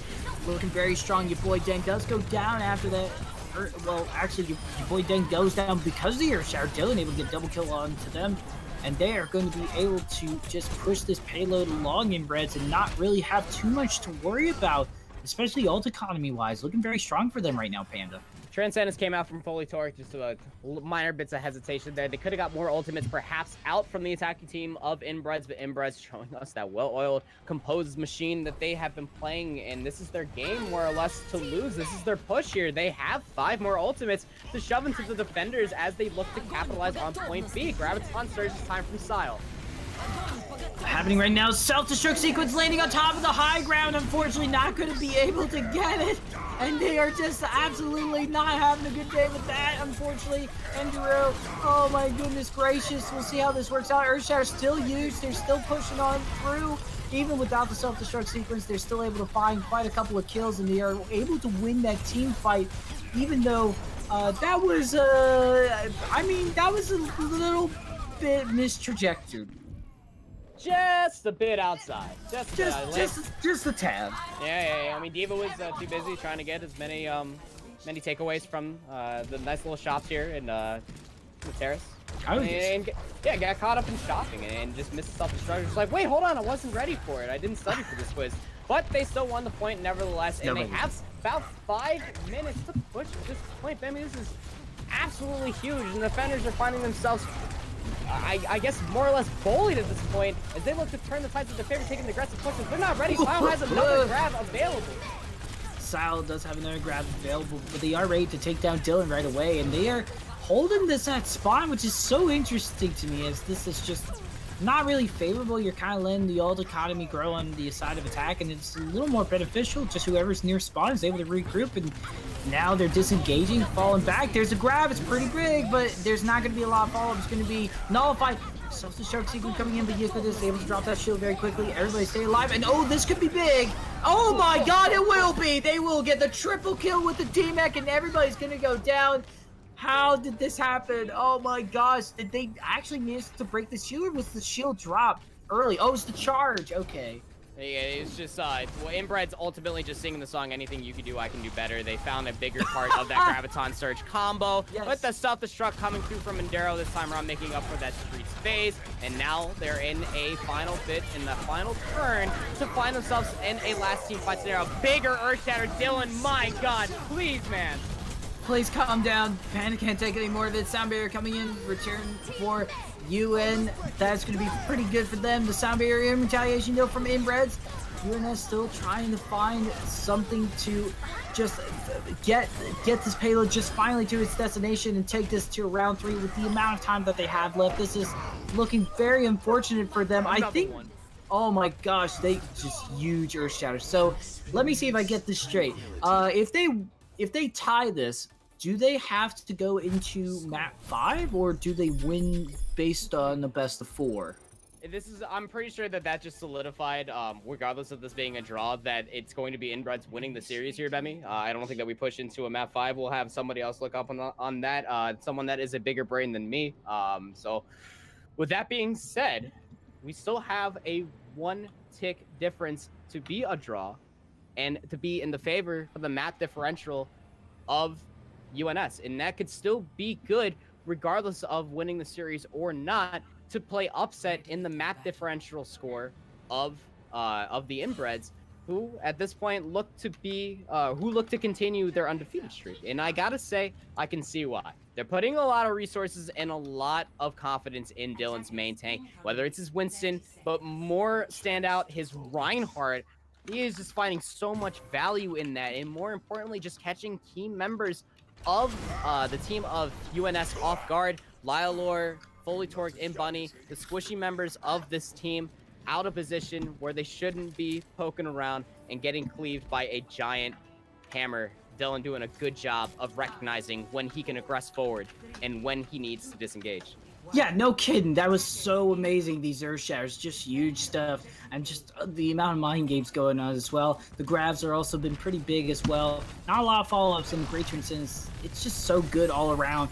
And we're now going to see just the Goat v Goats. We just need to see them take this first tick on the side of Inbreads, and they will be able to be done and dusted with this game. And we'll see how this goes for them. Going back and forth at the moment, trying to find that last final push and take, just trying to get this Reinhardt main tank going down, but looks like they are having a little bit of a fight back from the side of UNS, and they're just pushing on through, but I'm sure at some point they will be able to get through it. I mean, the Brig is trying to find the opening. Earthshatter, Dylan!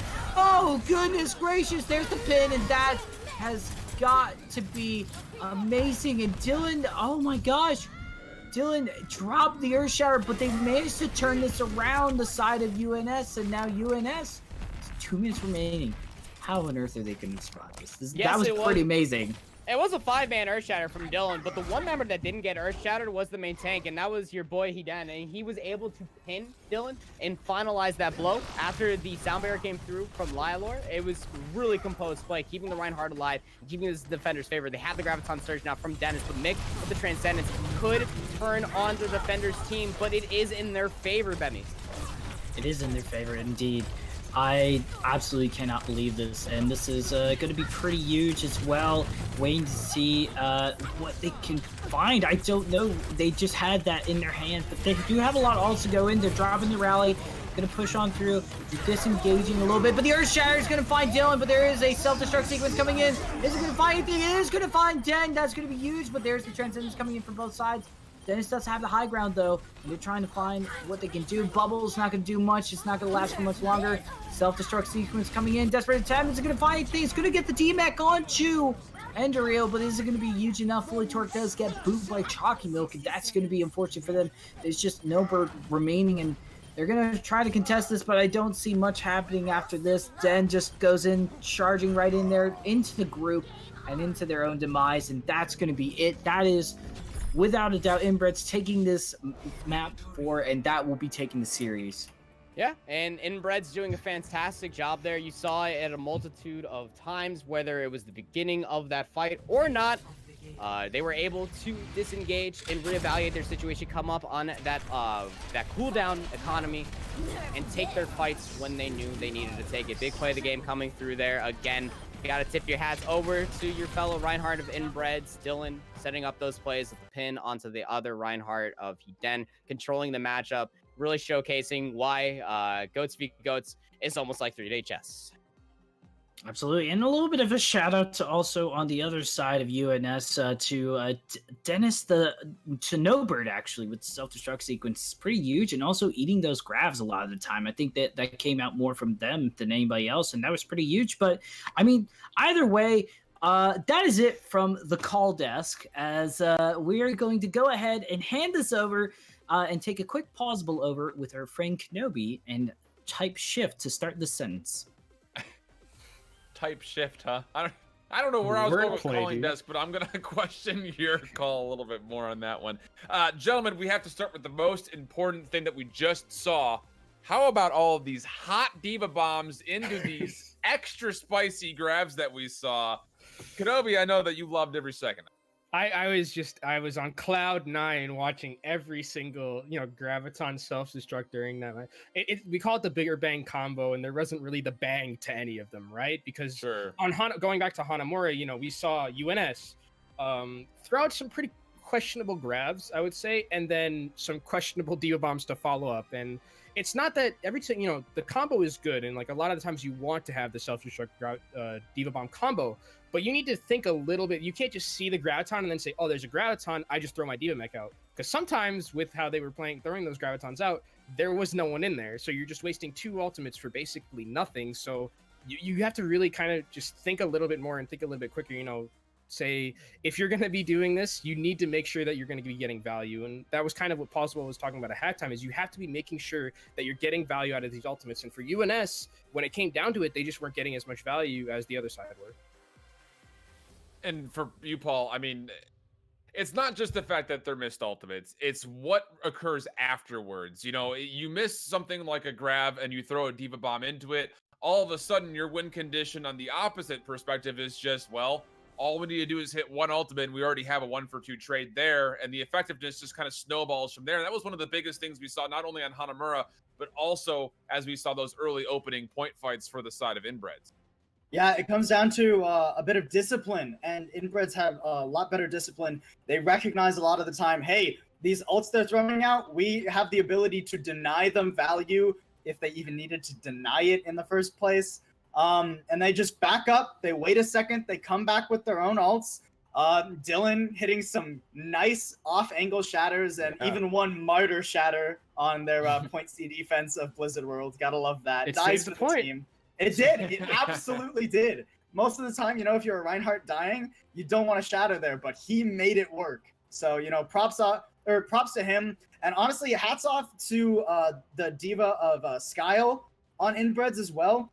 I felt he was much stronger when it came to positioning and bubble placement. And those are two things Zarya has to be good at, right?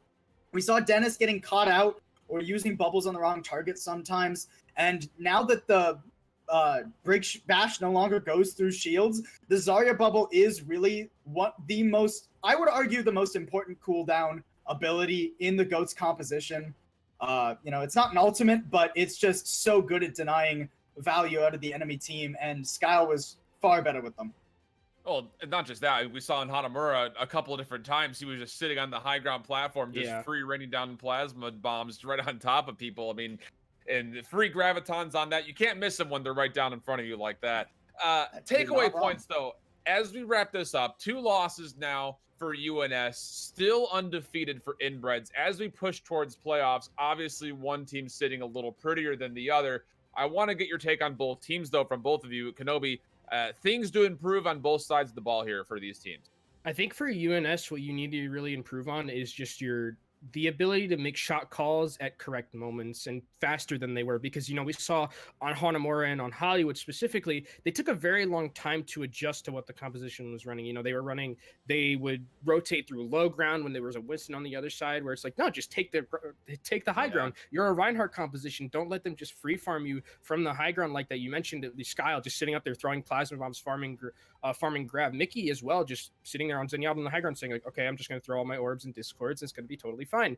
And on Hollywood again, like, they were rotating through the low ground when they could have just gone high ground. And when they went high ground, surprise, surprise, with that composition that you have, you took them off high ground and you took the point. So that's something I want to see from you, from UNS, and for Inbreads, it looked really good a lot of the times. I think alts are still something that they need to work on. Alt combos. We saw it, you know, on Mecha Base and on Busan, where they played a lot better. You know, they were using their grab and their Mei alt very, very well. But there were some times where they were throwing out bad grabs and they were throwing out, you know, bad self-destruct. So I want to see that cleaned up a little bit. But Inbreads is a team I think could probably go pretty far and maybe make it to that playoff spot.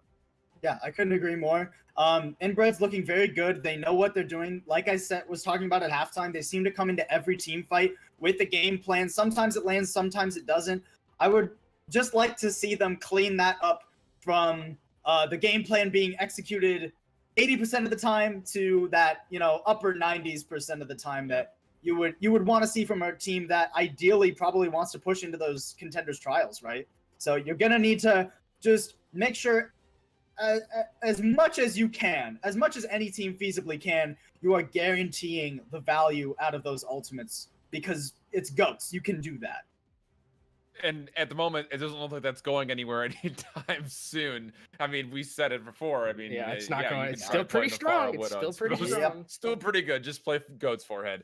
But that's going to do it for us on the desk, as well as for the EU scene. Tomorrow and Sunday, we will return back with the North American scene starting at 12 p.m. Pacific time, 8 p.m. GMT. You can do the math on the time zones. I'm not one to do math on stream.